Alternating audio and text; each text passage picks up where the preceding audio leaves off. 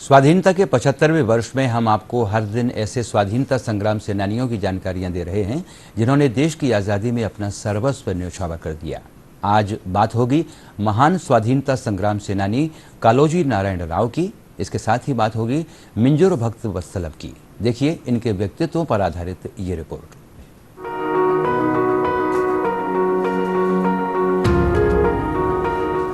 13 नवंबर कालोजी नारायण राव की पुण्यतिथि है। उनका जन्म 9 सितंबर 1914 को बीजापुर में हुआ था। कालोजी के व्यक्तित्व को निखारने में उनके बड़े भाई, जो एक उर्दू के कवि थे, ने महत्वपूर्ण भूमिका निभाई।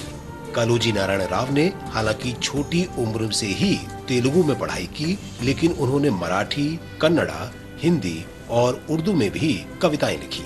अपने छात्र जीवन के दौरान और बाद में भी वे उस समय के लोकप्रिय आंदोलनों आर्य समाज, आंध्र महासभा से बहुत प्रभावित थे और उनकी गतिविधियों में हिस्सा लेते थे। एक समाज सुधारक होने के नाते कालोजी ने अपनी कविताओं के माध्यम से तेलंगाना के लोगों में जागरूकता पैदा की। उन्होंने जन्म तुम्हारा है, मृत्यु तुम्हारी है, लेकिन जीवन देश के लिए है का नारा दिया। महात्मा गांधी और जयप्रकाश नारायण के एक उत्साही प्रशंसक कालोजी ने सत्याग्रह और पुस्तकालय आंदोलन में सक्रिय रूप से भाग लिया। पुस्तकालय आंदोलन ने 1930 के दशक की शुरुआत से साहित्यिक और पढ़ने की संस्कृति को जनता के बीच बढ़ावा देने का काम किया था। अपने काव्य संग्रह ना गोदावा यानी मेरा विरोध में कालोजी ने अपनी जीवन, साहित्य और सक्रियता को दर्शाया है। कालोजी ने निजाम के निरंकुश शासन के खिलाफ भी जमकर लिखा।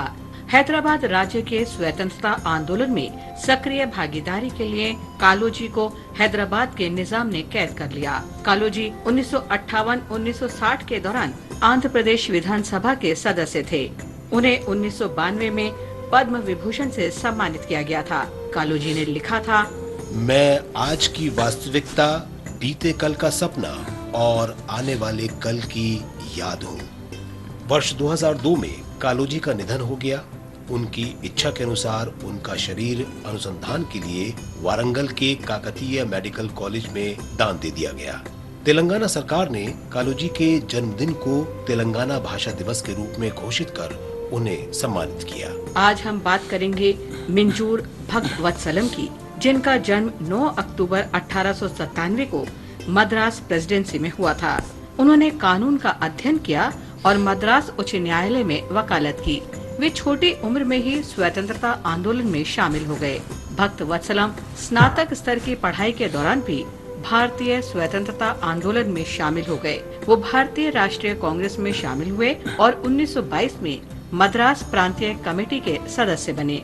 भक्त वत्सलम ने दैनिक समाचार पत्र इंडिया शुरू किया और इसे 1933 तक चलाया। वेदारण्यम में नमक सत्याग्रह के दौरान वे घायल हो गए थे। उन्हें 1932 में भारत के स्वतंत्रता दिवस समारोह के आयोजन के लिए गिरफ्तार किया गया था और उन्होंने 6 महीने जेल में बिताए। 1936 के नगर निकाय चुनावों में भक्त वत्सलम मद्रास सिटी कारपोरेशन के लिए चुने गए और उन्होंने डिप्टी मेयर के रूप में काम किया। 40 साल की उम्र में भक्त वत्सलम ने 1937 के चुनाव में तिरुवल्लुर सीट जीतकर मद्रास विधानसभा में प्रवेश किया।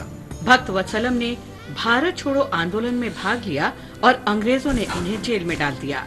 उन्होंने 1950 के दशक के दौरान भारतीय राष्ट्रीय कांग्रेस का नेतृत्व किया और 1963 से 1967 तक वर्तमान तमिलनाडु और तत्कालीन मद्रास प्रेसिडेंसी के मुख्यमंत्री रहे। 1967 के चुनावों में भारतीय राष्ट्रीय कांग्रेस की हार के बाद भक्त वत्सलम ने आंशिक रूप से राजनीति से संन्यास ले लिया। 13 फरवरी 1987 को 89 वर्ष की आयु में मिंजूर भक्त वत्सलम का निधन हो गया।